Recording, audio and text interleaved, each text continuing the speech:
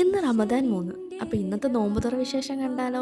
അപ്പോൾ നമ്മുടെ ഇന്നത്തെ സ്പെഷ്യൽ എന്ന് പറയുന്നത് ബ്രെഡ് പോളയായിരുന്നു. നല്ല സിമ്പിൾ റെസിപ്പിയാണ്, അതേപോലെ അടിപൊളി ടേസ്റ്റുമാണ്. അപ്പോൾ നമ്മൾ ഇന്ന് ബ്രെഡ് പോളയും മാംഗോ ഷേക്കും മാത്രമാണ് ഉണ്ടാക്കിയത്. പക്ഷേ നമ്മുടെ ടേബിൾ നിറയെ ഫുഡായിരുന്നു. Hyderabadi lassi, mango shake, squash, cutlet, പിന്നെ നമ്മുടെ ഉഴുന്നുവടയുടെ ഹൈദരാബാദി വെർഷൻ, അതേപോലെ തന്നെ ഫ്രൂട്ട്സ്, ബ്രെഡ് പോള, പിന്നെ ഒരു ലബൻ, അങ്ങനെ കുറേ ഐറ്റംസ്. എനിക്കിതൊക്കെ കാണുമ്പോൾ നമ്മുടെ നാട്ടിലെ ബാട്ടർ സമ്പ്രദായം ഓർമ്മ വരുന്നുണ്ട്.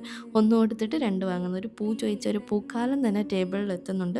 അതേപോലെ തന്നെ മെയിൻ കോഴ്സിനും നല്ല ഹെവി ആയിരുന്നു. നല്ല മന്തിയും ബിരിയാണിയൊക്കെ ആയിട്ട് നമ്മളങ്ങനെ മന്തിയൊക്കെ കഴിച്ചിട്ട് ഒന്ന് നടക്കാൻ വേണ്ടിയിട്ട് അബ്രയിലേക്കാണ് പിന്നെ പോയത്.